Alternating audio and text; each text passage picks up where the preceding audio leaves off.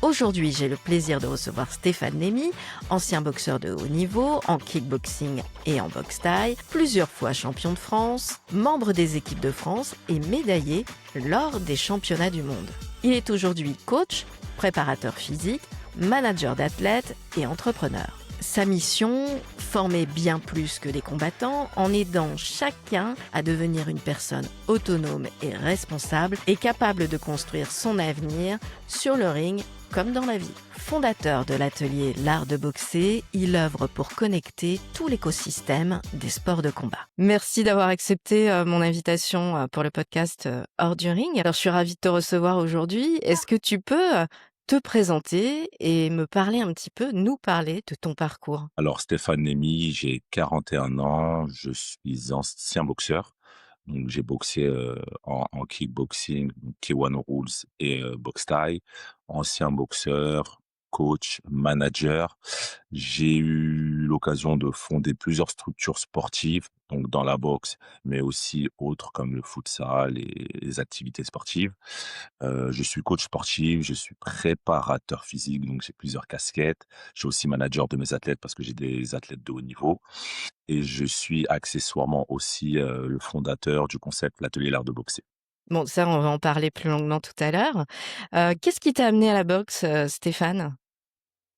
J'ai commencé à faire de la boxe assez jeune, hein. Adolescent, j'avais besoin de trouver un sport individuel pour, me dépasser, peut-être, oui, c'est ça, apprendre à me connaître, et me dépasser et du coup, j'ai adhéré depuis, j'ai pas lâché, j'ai commencé avec de la boxe anglaise et j'ai enchaîné ensuite avec la boxe thaï et le K1. Et t'as eu des beaux résultats? Et j'ai eu des résultats. Oui, effectivement, j'ai boxé, j'ai fait mes classes amateur, semi-pro, pro. J'ai été plusieurs fois champion de France. J'ai été membre des équipes de France sur, plusieurs fédérations. J'étais, médaillé mondial sur les championnats du monde IFMA, WKF et cetera. Donc j'ai un petit parcours sportif non négligeable, ouais. Un petit parcours, sportif, j'aime bien l'humilité. Un petit parcours. À quel moment t'as compris que tu pouvais aller plus loin justement dans ce sport-là? Je pense que ça s'est fait naturellement. À la base, j'entraînais. Déjà, j'entraînais, je boxais. Alors, j'ai un parcours assez atypique dans le sens où j'étais entrepreneur de base avant de rentrer dans la compétition en tant que combattant. J'ai fait la compétition parce que j'entraînais, je voulais avoir un peu d'expérience pour pouvoir le transmettre à mes élèves par la suite et en fait, de fil en aiguille, je me suis construit une petite carrière, mais l'objectif, c'était pas spécialement d'être champion du monde, c'était juste, de prendre de l'expérience sur le ring pour pouvoir la transmettre par la suite. Bon, j'ai structuré ce qu'il en était et de fil en aiguille, je me suis rendu compte, bon, boxe, j'aime bien, je fais mes classes, il faut que je passe des diplômes. En passant des diplômes, je me suis imprégné des disciplines, du technico-tactique, de la didactique. Je suis rentré en profondeur dans ce qu'étaient les disciplines pieds-poings et de fil en aiguille, ben, j'ai adhéré au mouvement. Donc du coup, je suis passé de l'entrepreneur qui avait, mes structures, mes entreprises, au coach sportif. Donc j'ai tout vendu et je me suis essentiellement dans le sport en devenant coach sportif dans les salles de sport, en étant coach, pour des cours de boxe en loisirs. J'ai monté des structures, donc plusieurs structures et cetera, mais ça s'est fait de fil en aiguille. D'accord. Qu'est-ce que, les sports de combat, t'ont enseigné? Beaucoup de choses, la résilience, la discipline, le respect des autres, hem, j'ai appris le dépassement de soi, cette capacité justement à passer les obstacles et à se relever quoi qu'il en coûte, à ne pas tricher envers soi-même, aller au bout des choses, être résilient, et cetera. J'ai appris vraiment beaucoup de choses sur moi-même.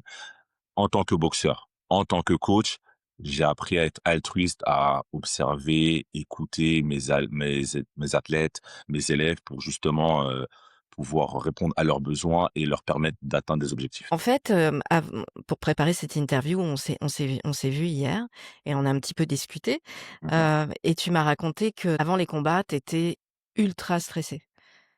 J'avais un facteur stress dans la vie de tous les jours, j'ai pas ce facteur stress. Je suis quelqu'un plutôt de tranquille, décontracté, qui gère plutôt bien le stress. Et le moment où j'ai été le plus stressé, je pense, dans ma vie entière, je pense, sauf erreur de ma part, c'est avant combat.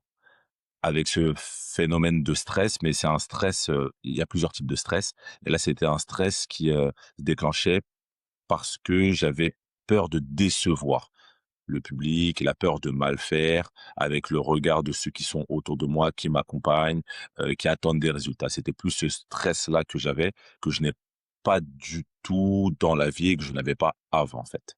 Donc c'est ça qui a été très, très compliqué à à passer D'accord. parce Et que du comment coup et ouais. comment tu as fait justement pour, surmonter, cette peur, de décevoir? Qu'est-ce que tu as pu, mettre en place? Non, à l'époque, moi, j'ai arrêté de boxer il y a 10 ans. Il y a plus de 10 ans, de 2015. Mon dernier combat, c'était en 2015. J'ai boxé oui, pendant 5 ans, 2010-2015. Non, non, j'ai travaillé avec ça, j'ai boxé avec ça. À l'époque, on n'avait pas, tout cet écosystème, tout cet accompagnement qu'on peut avoir aujourd'hui. Donc non, non, moi j'ai bossé avec ça, j'ai boxé avec ça, j'avais toujours ce stress, des fois un peu moins, des fois un peu plus. Après, ce qu'il y a aussi, c'est que j'ai boxé peut-être un peu tard. Plus tu prends de l'âge, plus tu conscientises ce qui se passe. Quand tu es jeune, quand tu boxes plus jeune, je pense que tu es un peu plus insouciant, tu ne penses pas à ces choses-là. Moi, j'ai Mmh. boxé un peu tard, je crois que j'ai boxé de 25 à 30 ans. Donc j'avais déjà cette notion de conscientisation, j'étais déjà chef d'entreprise, j'étais déjà père de famille, donc je prenais déjà les choses bien à cœur. Je faisais attention aux objectifs et aux conséquences des actes, ce qui est un peu différent quand tu es un peu plus jeune, je pense. Oui, Non, tout non, à j'ai fait. boxé avec, j'ai pas su réellement, le travailler. J'ai pas, fait appel à un préparateur mental comme il faudrait le faire aujourd'hui. J'ai pas été accompagné. Donc, non, non, j'ai boxé avec. Je pense que j'ai réussi à avoir des résultats, mais, j'aurais peut-être pu faire plus si j'avais été accompagné. C'est peut-être ça la chose. Est-ce que, la boxe a été une véritable étape dans ton chemin de vie? Bien sûr. C'est tout un chemin. De toute manière, c'est mon parcours de boxe qui fait l'individu que je suis aujourd'hui. En tant que boxeur, en tant que coach, je l'ai pas précisé tout à l'heure, mais je travaille aussi, je suis accompagnateur, dans le sport, mais à travers, la gestion du stress et du burn-out. Donc on travaille sur l'analyse comportementale, heu, pour justement améliorer ses performances, que ça soit dans le sport ou que ça soit dans la vie. Mmh. Et du coup, j'arrive à faire des parallèles entre la boxe et la vie. Il Je suis conditionné à le faire et pour moi, il y a un très, très gros parallèle entre la boxe et la vie. Donc ça me conditionne carrément pour jusqu'à aujourd'hui, en fait, en tant que coach, en tant que boxeur, la résilience, le dépassement de soi, le fait d'avoir des objectifs, le fait d'être discipliné, le fait d'être un athlète de haut niveau, ça me permet c'est le même parcours qu'être entrepreneur, c'est les mêmes Mmh. combats en réalité. Est-ce qu'il y a un combat ou, un moment qui t'a, justement particulièrement à cette époque? Non, non, non. Non, quand j'ai à l'époque où je boxais, hem, je boxais beaucoup en compétition. Mmh. Je ne faisais pas spécialement attention aux adversaires que j'avais en face de moi. J'allais au front, je me posais pas trop de questions. J'avais peut-être une mentale où, tu y vas, tu es en mode guerre, tu vas tout droit, tu regardes pas qui c'est. J'avais pas encore, mis en place de grosses notions technico-tactiques. J'essaie plutôt d'être complet. Parce Mmh. que de toute façon, quand tu boxes, au début, tu es sur un format amateur. Le format amateur, tu ne sais pas. Sur le format compétition, tu ne sais pas sur qui tu vas tomber. Donc, autant dire que tu dois être flexible et complet. Donc, Mmh. j'étais plus focalisé sur le fait d'être complet, physiquement, techniquement, avoir le cardio pour affronter tout le monde. Donc, je ne m'arrêtais pas sur qui j'ai en face de moi, quel risque que j'ai sur le ring. J'avais une pression sur il faut que tu gagnes, il faut pas que tu perdes, il faut que tu fasses une bonne prestation. À l'époque où tu combattais, est-ce que tu avais le sentiment d'être, bien entouré? Alors j'étais pas bien entouré. J'étais pas bien entouré pour plusieurs raisons. Je pense qu'on n'avait pas, les l'écosystème qu'on a aujourd'hui.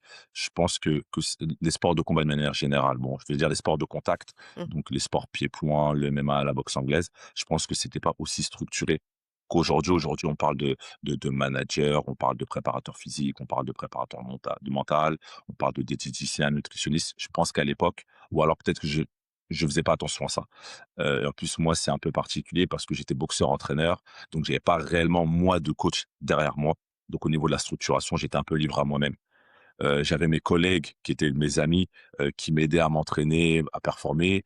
En passant, pro, je pense que je me suis entouré, de coachs compétents, notamment Achille de la Best Team pour ceux qui connaissent, pour perfectionner mes armes. Mais, la plupart de ma carrière, la plupart du temps dans ma carrière, j'étais livré à moi-même, j'ai pas du tout été accompagné. Sur la fin, j'ai eu un coach, mais c'est juste ça. Et après, parce que j'ai manqué de tout ça, j'ai, fait attention à mes athlètes et j'ai créé un écosystème pour eux. D'accord. En 2015, tu arrêtes, ta carrière de boxeur pour te consacrer, davantage à tes clubs et à tes projets.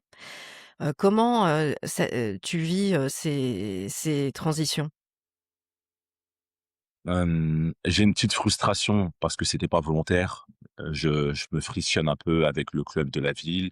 Ils me demandent de prendre mon envol parce que je prends peut-être plus ou moins un peu trop de place pour eux. Mmh. Du coup, je me vois monter ma structure. Si je monte ma structure, j'ai mes élèves, ils doivent me suivre. Je peux pas avoir ma carrière de boxeur pro et former mes élèves en même temps. Je trouve que c'est très compliqué, je suis assez réaliste et déjà que j'avais pas d'écosystème pour moi, je ne voyais pas, tout faire en même temps. Du coup, je fais le choix d'arrêter de boxer. Alors, pas de grands regrets, mais une petite frustration sur le coup parce que j'estime que ma carrière n'était pas terminée. J'avais 30 ans. 30 ans, Mmh. il y a tu encore des années devant toi, tu peux performer, tu peux t'améliorer. Donc une petite frustration, mais j'étais entrepreneur dans l'âme. Je suis plus entrepreneur qu'au boxeur. Mon objectif, c'était pas d'être champion du monde. Mon objectif, c'était de prendre un peu d'expérience dans la boxe pour pouvoir la retranscrire à mes élèves. Donc du coup, c'est pas grave.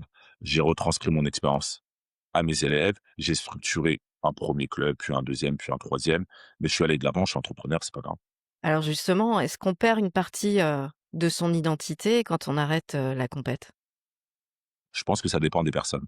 Je pense que ça dépend de tes objectifs, d'où tu te places quand tu rentres, dans la boxe. Si ton Mais là, tu objectif. me parles de frustration, donc je me dis qu'il y a un truc identitaire peut-être, par rapport à ça? Bah, frustration parce que je veux quand même continuer à boxer et que c'était pas prévu.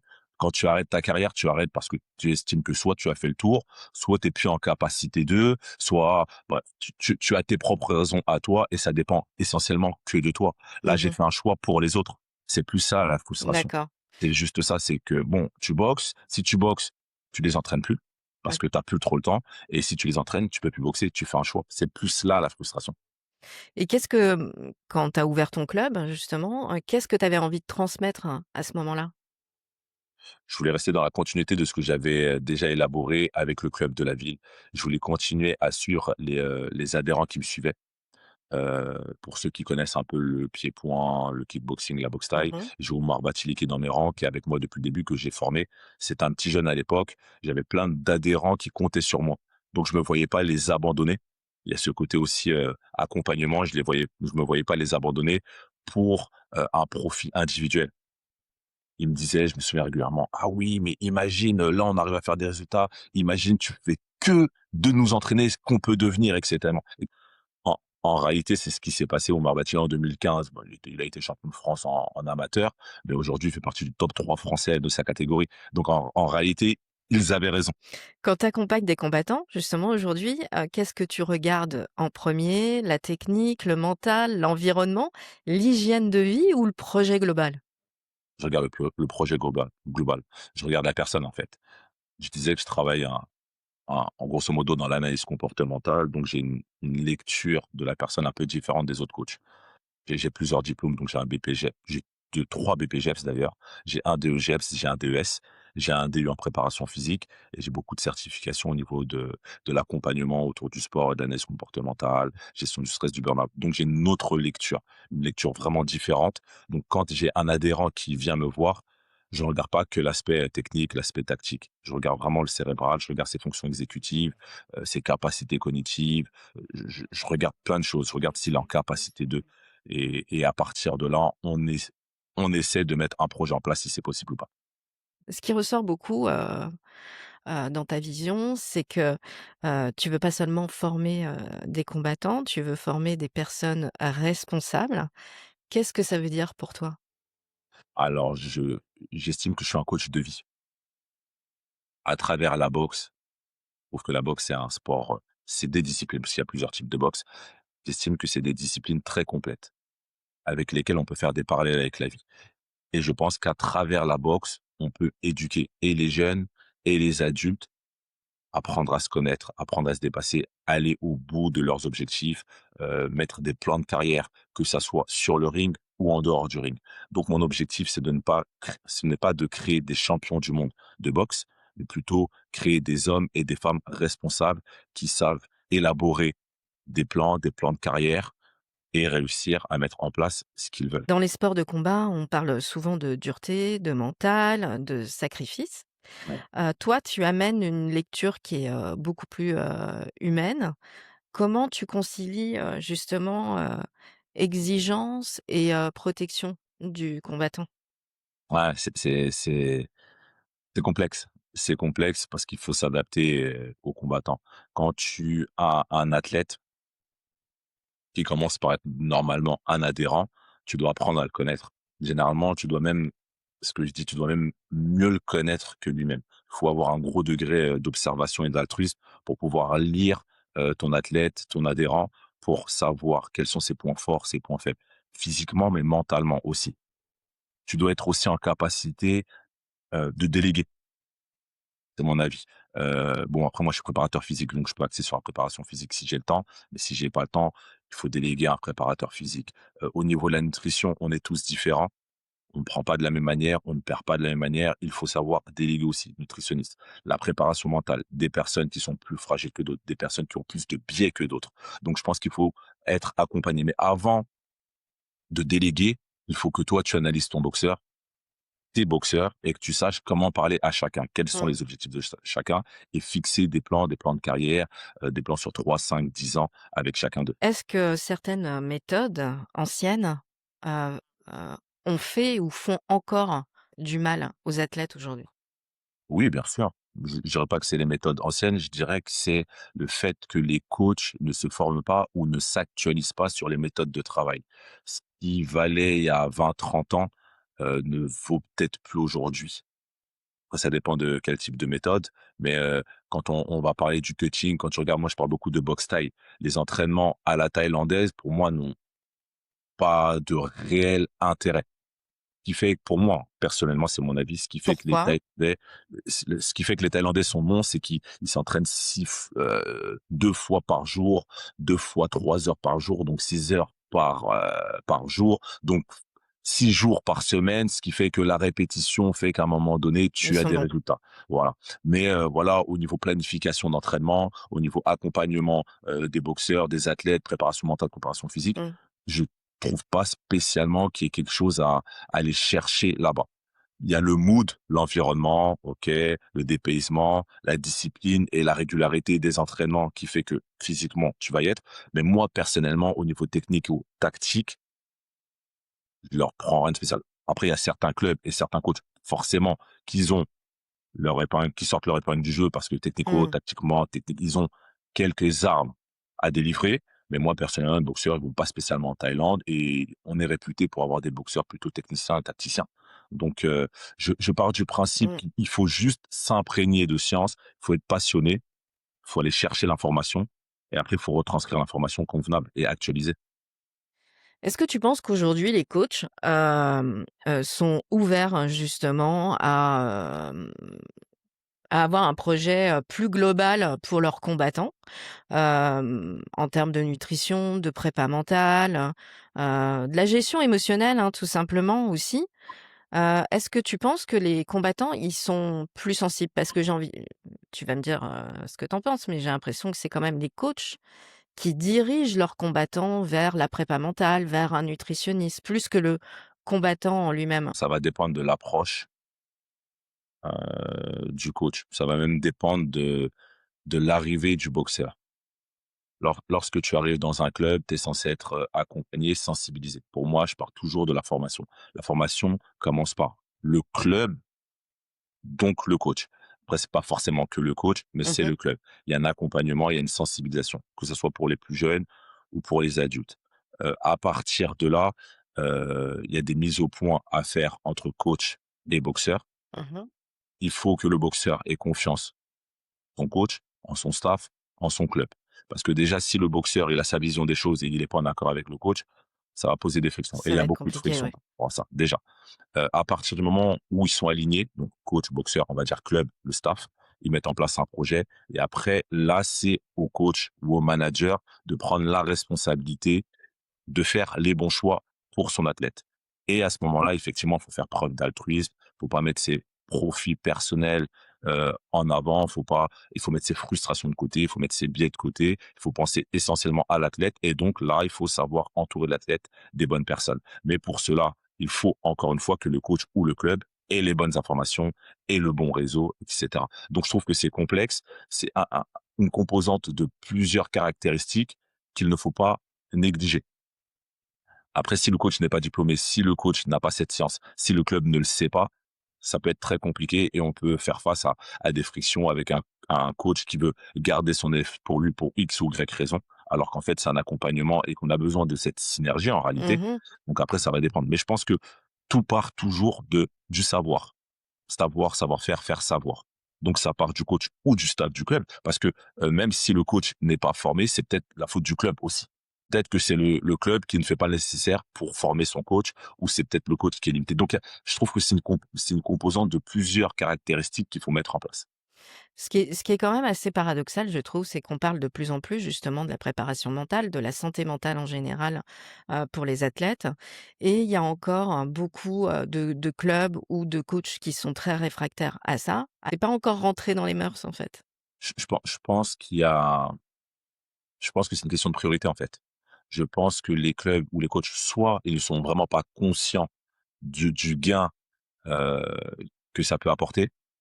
Toi, je pense que c'est une question de priorité parce que dans les sports pieds-poings, dans le MMA, au niveau amateur, il y a pas trop d'argent. Donc, en termes de finances, ils vont mettre d'autres priorités. Ils vont mettre des priorités sur l'aspect technico-tactique, à la limite, sur l'aspect, physique et après ils passeront sur la nutrition et la préparation mentale, alors qu'en réalité tout est complémentaire. Je pense que Oui, parce qu'à niveau égal entre 2 combattants, ce qui va faire la différence, c'est le mental, c'est pas autre chose. c'est la pré oui, mais peut-être qu'ils ne le savent pas ou peut-être que soit l'élève, soit le coach, soit le club, heu, voilà, se dit: «Bon voilà, il va à l'école ou au travail la journée, Mmh. il arrive le soir, il est là à 18 heures, il a sa petite séance. Après, il faut peut-être qu'il fasse ses devoirs ou qu'il a une vie de famille, donc c'est très limité. Il faut qu'il s'entraîne 5 fois par semaine ou 6 fois». C'est l'ordre de priorité dans la planification. Alors, ils ont pas forcément raison, mais c'est un manque de sens. Donc du coup, priorité, manque de science fait que, bah, ça passe à la trappe. Je pense que ça passe à la trappe. Tu as une vision, intéressante, sur les femmes dans les sports de combat. Tu disais qu'elles sont souvent, déterminées et hargneuses, parfois même plus que les hommes. Mmh. C'est ce que tu as observé sur le terrain? C'est mon expérience, j'ai 2 clubs, ouais, 2 clubs de boxe et généralement, j'ai beaucoup de boxeuses, beaucoup de compétitrices, plusieurs titrées, Audrey Sarrier, Aurélie Mordira. J'ai eu plusieurs boxeuses et généralement, dans un club, on remarque que les garçons sont moins assidus. Ouais, c'est du je pense que quand une femme, elle a trouvé son sport, elle est focus et elle y va. Comme je disais, à part, heu, les grossesses, ou peut-être les ruptures amoureuses qui ça peut un petit peu jouer. Généralement, les femmes sont plus assidues, plus loyales, plus fidèles, elles restent, ancrées dans le club, plus investies, en fait. Moi, c'est mon constat. J'ai eu beaucoup de compétiteurs, ça fait 15 ans que je donne des cours de boxe et je suis tout le temps entouré de femmes et pourtant, c'est pas forcément des femmes, qui viennent de la rue, des femmes cassées, hein. J'ai des Mmh. comptables, des assistantes médicales, des assistantes, juridiques qui veulent faire du sport, qui se retrouvent dans la boxe, qui se retrouvent à aimer la boxe, qui veulent performer, qui veulent faire de la compétition et qui restent assidus. Donc, bien sûr, la femme a une grande place dans la boxe. Après, elle est un peu négligée. Alors, c'est un peu comme c'est sociétal. Mais ouais, ouais, je trouve qu'il faut respecter, l'engouement, et la hargne que la femme, met dans ce sport. Hem, Est-ce que tu trouves que le sport de combat, s'adapte aux femmes, tu vois? Dans la physiologie, par exemple? Je pense que c'est comme pour tout. La femme doit toujours, heu, travailler un peu plus, et faire un peu plus d'efforts, montrer patte blanche pour, heu acquérir sa crédibilité, qu'on fasse attention à elle et qu'on ouvre les portes. Les femmes pour le cutting, c'est pas la même chose que les hommes, la nutrition, c'est pas la même chose que les hommes. On a tendance à négliger les combats féminins, parce que peut-être moins intéressant, mais c'est pas propre qu'à la boxe, hein, c'est propre au foot, c'est la société qui fait ça. Mmh. Donc elles doivent toujours montrer patte blanche, ne rien dire au début, faire leurs preuves pour pouvoir, prouver leur crédibilité et ouvrir des portes. Mais ça a toujours été ça. Le coaching, on sait très bien que la physio des femmes n'est pas du tout la même. L'alimentation, les hormones, ça n'a rien à voir. C'est beaucoup plus complexe, pour les femmes. Après, est-ce qu'on fait attention ou pas? Est-ce qu'on se dit pas tout simplement: «Bah, oui, mais elles l'ont choisi, donc elles se débrouillent». C'est peut-être ça aussi. Alors, on va parler de l'atelier. Comment est né, parce que tu es fondateur, de l'atelier, le quartier général. Ouais. Comment t'es venue cette idée? Bah, c'est justement, l'accumulation et c'est la finalité de mon parcours en tant que boxeur, en tant que coach, en tant que manager. C'est l'accumulation de toute l'expérience, que j'ai vécue, toutes les contraintes que j'ai eues, toutes les difficultés, auxquelles j'ai été exposé tout simplement, qui m'a fait réaliser qu'il y avait un besoin. À la base, dans le concept de l'atelier art de boxer, il y a plusieurs plateformes. Donc j'ai conçu dans un premier temps une plateforme d'entraînement qui s'appelle le laboratoire et qui est propre à mon savoir-faire. Et en faisant cette plateforme, je me suis rendu compte que je pouvais répondre à un besoin beaucoup plus intéressant, beaucoup plus important, qui pouvait apporter à tout l'écosystème français et même mondial par la suite. Mmh. Je me suis rendu compte qu'on avait systématiquement du mal à trouver des combattants de remplacement, trouver des managers, ne serait-ce que trouver des clubs pour pouvoir s'inscrire et faire de la boxe, trouver des salles de sport quand on est en déplacement, trouver des organisateurs, trouver des sponsors. C'est le nerf de la guerre et je me suis rendu compte qu'on n'avait pas d'outils pour, justement faciliter cette mise en relation. Du coup, j'ai décidé de mettre en place le quartier général, qui est une plateforme, mais qui est aussi une application en inscription gratuite et qui permet aux combattants, aux clubs, aux managers, aux organisateurs, aux professionnels de santé, aux entreprises, aux centres de récupération, aux organismes de formation, aux speakers, aux cutman, aux vidéastes, aux photographes de se réunir sur une plateforme dédiée pour faciliter la mise en place d'événements, pour faciliter la mise en relation, justement pour créer un écosystème fiable et pour que les combattants puissent performer, perdurer dans le temps et vivre pleinement de leur passion.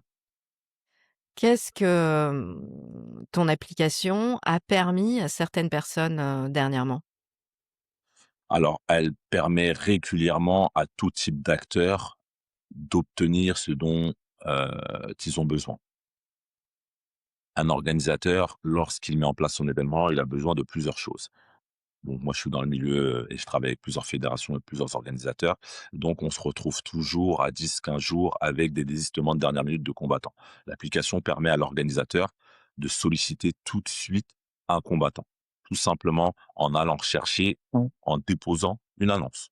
Tu Mmh. déposes une annonce, la région, la discipline, le niveau, le poids et tu as soit la possibilité de déposer l'annonce, soit la possibilité de tomber sur les combattants disponibles. Donc ça, c'est super intéressant parce que ça évite, de casser les fight cards, le matchmaking et d'avoir des combats qui s'annulent, en fait.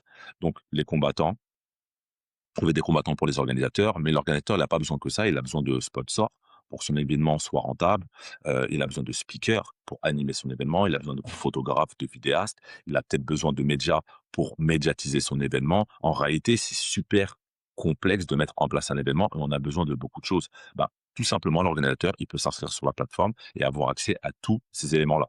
Les clubs, les managers, il peut parler avec tout ce monde-là. Donc j'ai régulièrement des organisateurs, moi, qui me contactent pour utiliser la plateforme, pour me remercier d'avoir trouvé les acteurs indispensables à leurs besoins, etc. Donc, j'ai les organisateurs, j'ai les combattants qui sont contents parce qu'ils ont été contactés par les organisateurs ou les managers. J'ai les coachs qui sont contents parce que du coup, ils sont sollicités par des combattants. Parce que le coach, il peut être sollicité par un combattant professionnel, par un combattant amateur, mais par un sportif loisir aussi.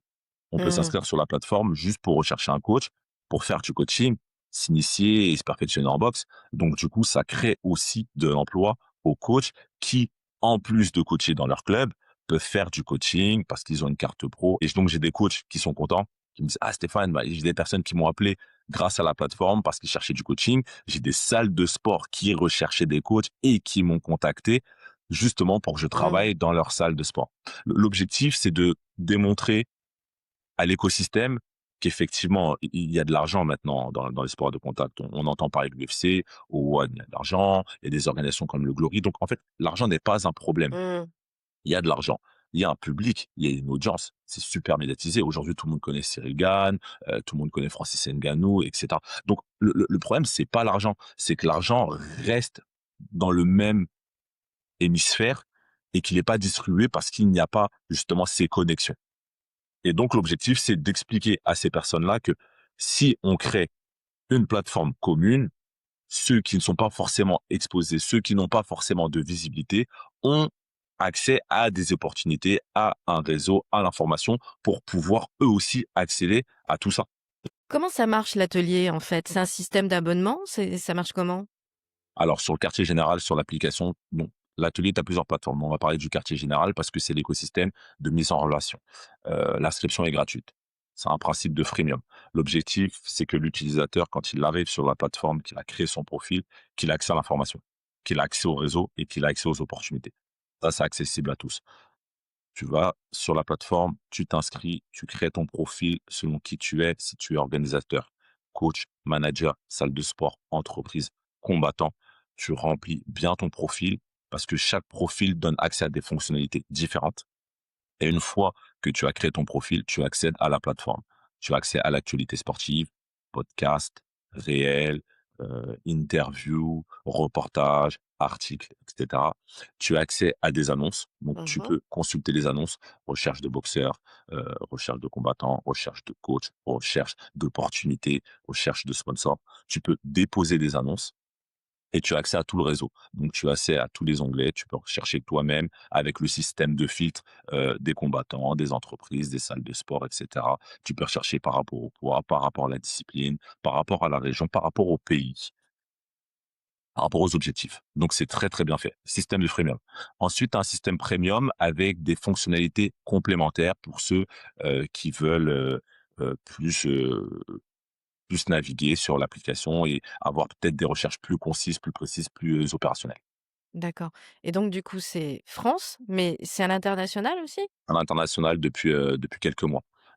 Si tu vas sur l'application, tu peux, retrouver, heu, des gens d'Afrique, des gens du Maghreb, des gens du Canada, Suisse, Belgique. On l'ouvre international. L'objectif à long terme, c'est que ce soit une plateforme incontournable mondiale. Donc oui, tu peux retrouver, de tout. L'application est disponible en 4 langues, donc français, espagnol, anglais et arabe. L'atelier est devenu l'application, incontournable de cet écosystème.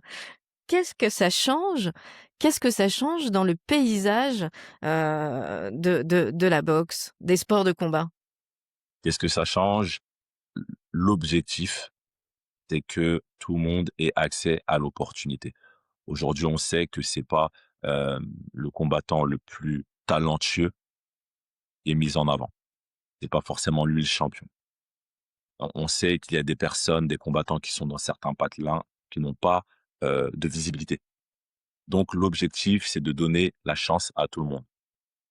La visibilité. On sait aujourd'hui que le talent ne suffit plus. Aujourd'hui, si tu n'as pas et le réseau et les opportunités, tu ne peux pas perdurer. L'objectif, c'est que le combattant puisse vivre pleinement de sa passion. Pour vivre pleinement de sa passion, il faut se professionnaliser. Se professionnaliser, c'est avoir l'information, c'est peut-être passer des formations, c'est combattre régulièrement, c'est avoir des sponsors, c'est avoir un écosystème autour de soi qui me permet d'avancer parce que j'ai des personnes compétentes autour de moi. L'objectif, c'est que tout le monde performe. L'objectif, c'est aussi que les organisateurs soient facilités dans leur mise en place d'événements parce que c'est super fatigant d'organiser, vraiment très fatigant. Si on met en place des outils qui facilitent la mise en place d'événements et qui rend les projets rentables, il y aura plus d'organisation, plus d'événements, plus de combats, plus de possibilités pour les combattants justement de et performer et de gagner un peu d'argent. L'objectif, c'est justement de monétiser, de professionnaliser tout cet écosystème en sachant qu'il y a 2 possibilités pour les combattants. Le combattant, il a tendance, de manière générale, à vouloir vivre de sa passion sur le ring, dans la cage. Mais il faut savoir qu'il n'a pas que cette possibilité-là. Il peut aussi gagner de l'argent en dehors de la cage, faisant des coachings, des formations, heu, des séminaires, et cetera. Il y a tout plein d'autres moyens qui permettraient aux combattants de vivre de leur passion. C'est pas forcément entre 4 cordes ou dans une cage. Et c'est ça aussi qu'ils doivent comprendre. Se former tout de suite, ne pas attendre d'avoir 40 ans pour se former, Mmh. 50 ans, ne pas attendre d'être blessé, ligaments croisés, bah, je sais plus quoi faire. Et ça va aussi leur permettre de redescendre au niveau de la pression. Quand tu es focalisé que sur le fait d'être champion du monde, tu te mets une pression énorme. Mmh. Du coup, la pression diminue un peu tes capacités. Tu as une frustration, tu es pressé, alors qu'en fait, tu attends, tu peux faire de l'argent en attendant à côté, tu peux préserver ta santé, et cetera, et cetera. Donc c'est tout, tu as un écosystème, toute une manière de penser qu'on peut, grâce à l'outil, mettre en place. Est-ce qu'un combattant, moi c'est souvent le cas avec mes combattants, mes combattantes, c'est qu'ils manquent de sponsors. Est-ce qu'un combattant peut aller chercher du sponsoring sur l'atelier? Exactement, exactement. Sur, la plateforme, tu as des entreprises, tu as des indépendants. Un combattant peut faire une demande de sponsoring. Une entreprise peut visualiser un combattant intéressant. Parce que ce qui se passe, c'est que sur la plateforme, tu as la possibilité de déposer tes vidéos, Mmh. highlights, teasers, et cetera. Donc tu es un boxeur, tu viens de performer, tu crées ton profil, tu actualises ton palmarès, tu marques le nom de ton manager, de ton club, et cetera. Tu déposes des highlights, des vidéos de toi, ce qui permet aux entreprises. Après les entreprises, ça peut être des sociétés, ça peut être des indépendants, ça peut être thérapie, ça peut être des, des entreprises de nutrition. En fait, tu peux avoir tout plein de types de sponsors ou de dotations à travers la plateforme. Mais encore une fois, il faut que tu sois visible. Et dans 5 ou 10 ans, alors du coup, cette plateforme, elle est où? Elle est comment? Elle évolue comment? Alors l'objectif, c'est de créer un écosystème international.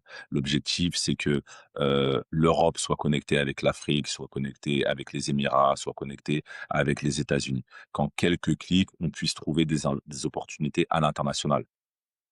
Donc aujourd'hui, ça s'appelle le quartier général, mais on est en cours de modification. On est en train de trouver un nom qui sonne anglophone pour que ça passe partout, vu qu'on est sur cette structuration à l'international. Donc je pense que dans 5-10 ans, on aura vraiment une grosse application au niveau international avec des connexions et des opportunités vraiment sur tout le globe. Qu'est-ce que tu aimerais que les gens, retiennent de toi, dans cet épisode? Après cet épisode? J'aimerais qu'ils retiennent que j'ai mis en place un outil pour eux, pour les passionnés, pas forcément que pour les combattants. J'aimerais qu'ils retiennent que Stéphane Nemi a mis en place un outil pour faciliter la mise en relation entre tous les acteurs et tous les passionnés des sports de combat. J'ai investi mon temps et mon argent pour améliorer les conditions, le professionnalisme et les connexions entre nous. Et il faut vraiment s'entraider, se connecter pour pouvoir mettre en avant nos disciplines qui sont des disciplines très, très dures et très sous-estimées, alors qu'en réalité, il y a des valeurs fortes à partager. Eh ben, merci beaucoup, Stéphane, pour ce partage. De rien, merci à toi Bonne pour cette compin bonne continuation merci, merci beaucoup. et Au puis, plaisir de te revoir. avec grand plaisir et puis longue vie, à l'atelier, à l'international alors, du coup. Merci beaucoup. Peut-être qu'on se reverra dans quelques temps pour en reparler après coup, le avant-après. Eh ben, avec grand plaisir. C'est Mer gentil, merci beaucoup Mathilde. merci à toi. Merci. Eh bah